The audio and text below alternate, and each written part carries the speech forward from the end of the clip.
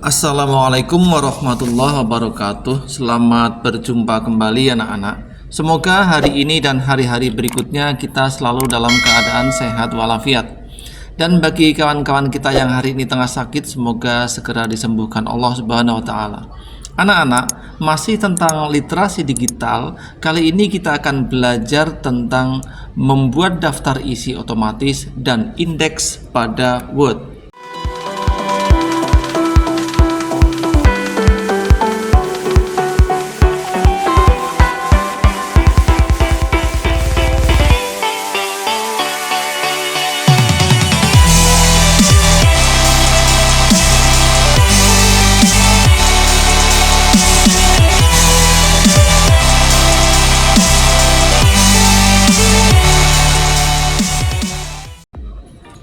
Pada era digital ini, kemampuan untuk memanfaatkan perangkat lunak pengolah kata seperti Microsoft Word menjadi sangat penting.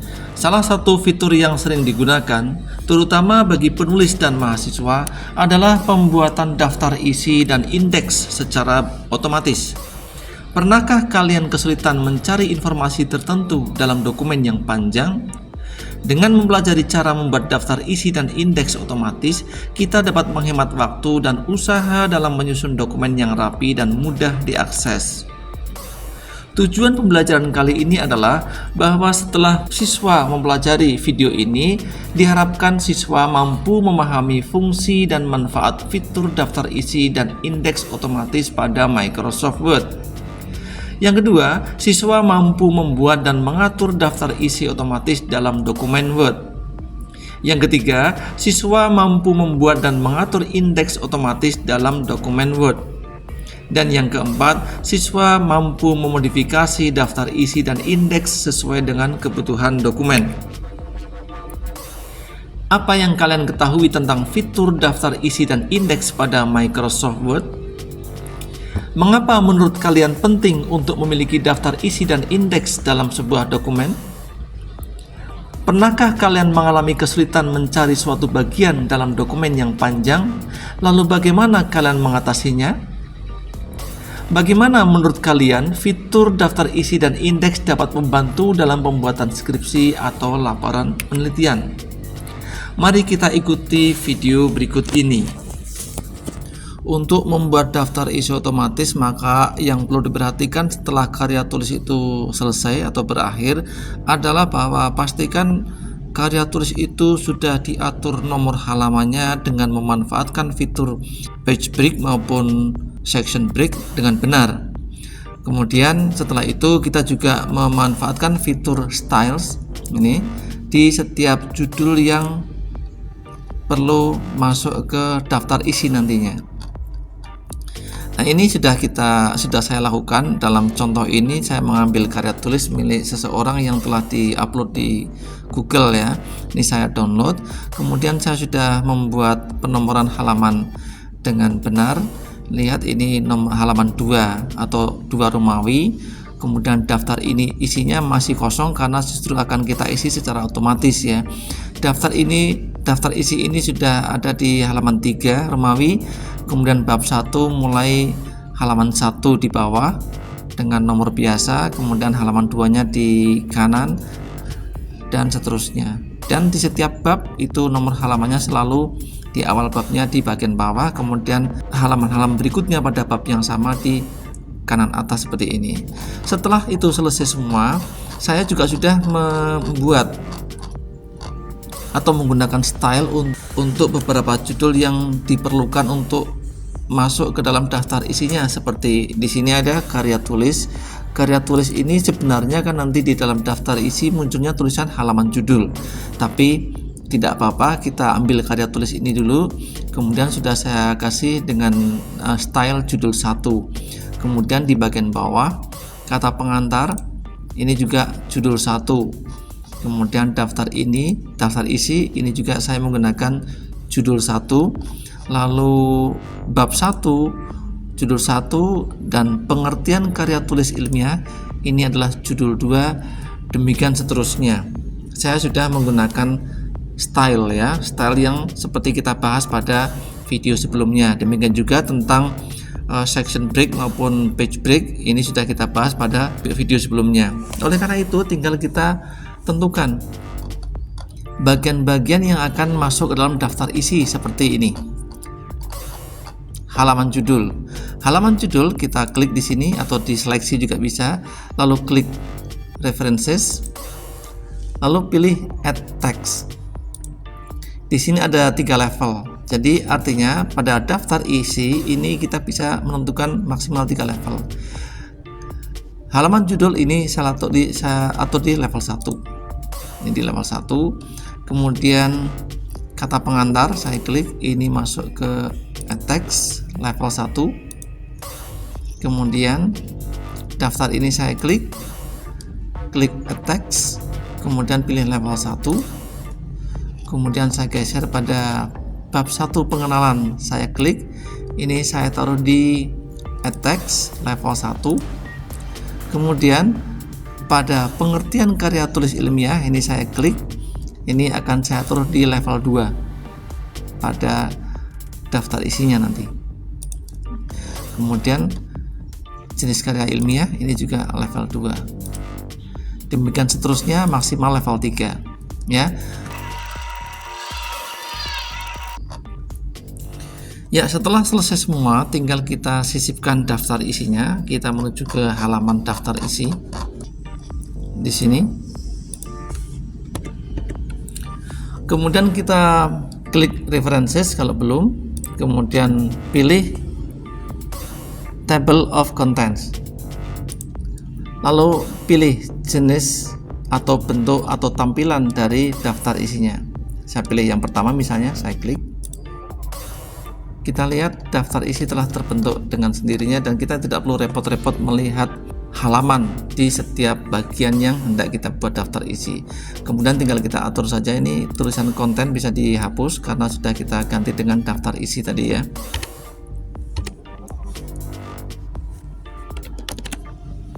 Ya.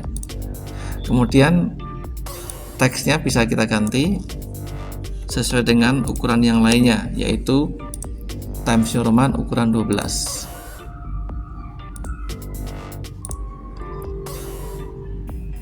Jadi kita lihat daftar pustaka itu ada di halaman 21, teknik parafrase itu di halaman 19, dan seterusnya ini muncul dengan sendirinya. Kemudian kata karya tulis ilmiah ini di halaman 1, ini kita ganti dengan halaman judul.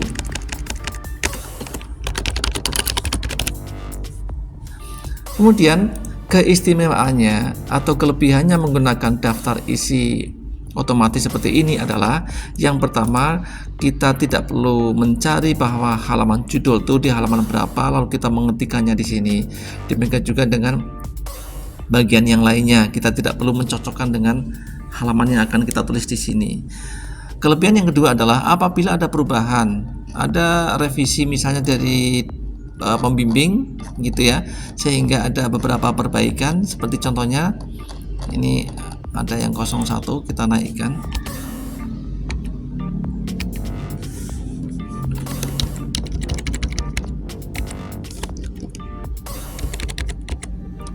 Misalnya bab 1 itu karena ada koreksi, mungkin ada tambahan-tambahan, ada beberapa tambahan bagian, beberapa paragraf, sehingga paragraf di bawahnya ini akan menggeser ke bawah.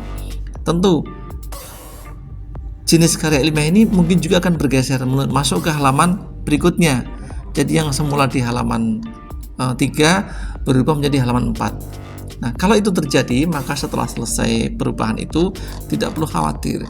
Kita cukup masuk ke table of content ini, kemudian kita klik, lalu di sini ada update table. Kita klik update table, lalu update entire table. Kita klik, lalu klik OK. Maka apabila ada perubahan, kita lihat dia akan menyesuaikan dengan sendirinya. Dan saya mohon maaf, ini hanya contoh karya tulis yang saya download dari internet, pun tulisannya belum saya rapikan. Nanti akan ada contoh yang kita ketik sendiri. Demikian anak-anak untuk membuat daftar isi otomatis. Kemudian membuat indeks. Indeks pada karya tulis adalah kumpulan kata-kata penting atau kata-kata asing yang perlu dituliskan di halaman tersendiri dan biasanya dituliskan di halaman terakhir. Untuk mengumpulkan kata-kata penting tersebut tidak perlu repot-repot karena kita bisa melakukannya dengan otomatis pula. Sebagai contoh, lagi-lagi ini juga hanya sebagai contoh, misalnya ada kata review. Review ini akan saya anggap penting dan asing, maka saya seleksi, kemudian pilih references, lalu pilih mark entry, klik mark entry, dan di sini ada pilihan mark atau mark all. Kalau pilihan mark, maka kata tadi yaitu review itu akan ditandai, tetapi yang ditandai hanya review yang di halaman tersebut. Seandainya ada kata review di halaman yang lainnya akan diabaikan. Saya akan membuat mark all agar kalau ada review di halaman yang lainnya itu pun akan tertandai. Saya klik mark all. Dengan klik mark all, saya close ya. Dengan klik mark all, maka di sini kita lihat ada penanda ini, ada tanda-tanda bahwa simbol ini adalah tanda bahwa ini telah kita tekan enter. Ini adalah tanda bahwa ini adalah awal alinea. Tidak apa-apa, bisa kita sembunyikan nantinya. Kemudian pada review ini ada keterangan X review. Ini juga penanda bahwa ini telah dikasih mark, dikasih penanda. Ini simbol-simbol semacam ini bisa disembunyikan. Nah, tapi kita abaikan sementara.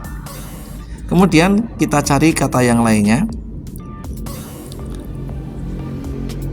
Biar cepat saya pilih misalnya ilmiah. Ilmiah juga saya anggap kata penting misalnya, lalu klik mark entry, lalu pilih mark all. Demikian juga kata-kata yang lainnya, misalnya proceeding ini saya anggap kata asing, saya klik mark entry lalu mark all. Demikian seterusnya sampai berakhir ya kata-kata terakhir yang dianggap penting. Lalu kita klik home, lalu klik show all, ini kita klik, maka simbol-simbol tadi akan disembunyikan kembali. Jadi tombol ini show all itu sebenarnya untuk menampilkan simbol-simbol tadi, nah, seperti ini, atau untuk menyembunyikan. Nah, setelah kita memberikan penanda atau mark, maka kita tinggal sisipkan saja indeksnya. Indeks biasanya terletak di halaman akhir ya. Jadi kita cari halaman akhir. Di sini halaman akhir bisa kita kasih keterangan indeks. Lalu kita taruh indeksnya di sini dengan klik references. Lalu klik insert index. Pada saat insert index kita bisa memilih bentuk yang mana indeks yang akan kita tentukan. Nah, apakah from template seperti ini tampilannya kira-kira dengan 2 kolom, apakah klasik seperti ini kira-kira. Jadi kalau ada kata-kata yang huruf depannya A, Aristotle, asteroid dan seterusnya, ini akan dialih dengan huruf A, huruf depannya A maksudnya, dan disusun dalam bentuk 2 kolom, kiri dan kanan, kolom kiri dan kolom kanan, atau 1 kolom juga boleh ya. Coba kita klik OK. Kita lihat yang diawali dengan huruf I ya, ini ternyata ada ilmiah, terdapat di halaman 1, halaman 2, halaman 3, halaman 4, halaman 5, halaman 4, halaman 5, halaman 6, 12, 14, 15, 21. Yang diawali dengan huruf I hanya 1, yaitu ilmiah. Yang diawali dengan huruf P ternyata juga hanya 1, yaitu proceeding ini, terdapat di halaman 4 saja. Yang diawali dengan huruf R ternyata hanya 1 saja, yaitu review, terletak di halaman 3. Demikianlah anak-anak untuk membuat indeks. Anak-anak, untuk video kali ini cukup sampai di sini dulu. Selamat belajar, selamat beraktivitas, semoga kalian sukses. Wassalamualaikum warahmatullahi wabarakatuh.